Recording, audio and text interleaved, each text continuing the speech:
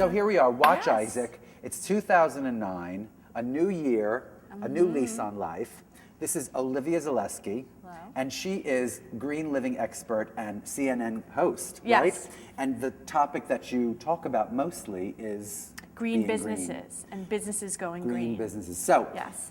I invited you here to have this really kind of long conversation about what we can do to our offices to make Yep. them. There's a lot we can do. You guys are actually pretty good. Are I've we? seen some very bad, I've seen some very bad things.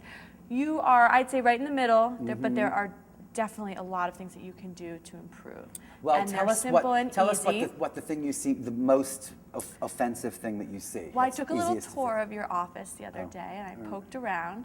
I had my spy kit with me, and I found that paper is the biggest problem here, which makes sense because obviously, creative industry, you're going to be printing a lot of paper. You have a lot of presentations, but there are all sorts of solutions to slim the paper use down and make sure that you're recycling the paper in the right way. So we'll go through that when we go into your copy room. But Okay. first, let's start in the kitchen. All right. I noticed some things in there. I really want to talk about it because, like you get indications from different media, right? And in the end, it just becomes this big conglomerate of stuff in Right. your head, And then all of a sudden you hear like contrary things about those coily Compact light bulbs. fluorescent. Like suddenly it's not as great for the environment as we thought because I don't know why. I don't know what it is. but- There's a rumor that they're not so great because they have a little tiny bit of mercury in them. Mercury, And there exactly. have been incidents where people, if your compact fluorescent light bulb breaks, if you don't know how to clean it up properly, it can be dangerous to your air quality.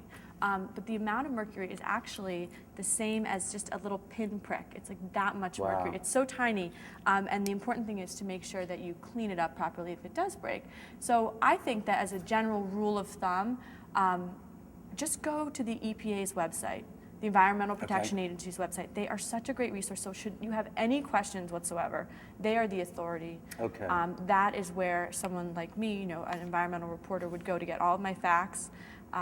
And they have really user-friendly, easy notes on something like, should your compact fluorescent light bulb break, where do you Call go the to clean up? police. Exactly. Right? Call the fire department.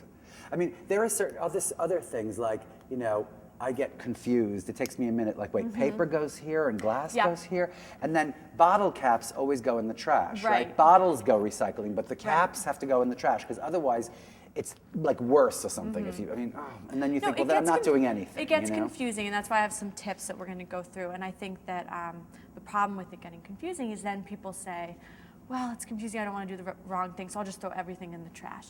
It's better to make a mistake because they'll handle it at the recycling plant. Oh, they will? Yeah, they'll take, All right.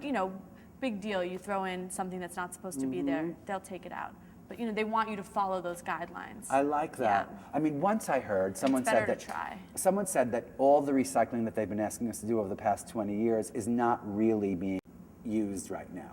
They're kind of just preparing us for the time when recycling will actually have to take place, where they actually take all the glass and put it somewhere and Right. make something out of it. But at the moment, they're not really doing anything with it. That's what I heard. But I've heard both sides that, they actually never even end up recycling the stuff to begin with. But I've been to these recycling plants. I've seen it happen. People, it's worth your time to throw Yes, that plastic yes. bottle in the recycling bin. Plus, it doesn't take that much extra No, effort it to do doesn't. it. It So doesn't. why not, the only time I Give them the ever don't benefit of the recycle, doubt. because I'm really good at recycling, is when I get really mad and I go, too bad, I'm sick of this, I'm throwing this damn bottle in the trash, That's like my horrible thing of the day. Like if I do it like once a month, Well, I get if really that mad. makes you feel better. It does. And I feel like, Then I think one we can bottle take, a month. that one bottle can take it for the team. Right. You know. The other thing I think is like common sense. Yeah. It's like so many plastic bags. Okay, so get yourself a cloth bag to take to Right. the supermarket. Right. And then I hate myself when I forget the bag,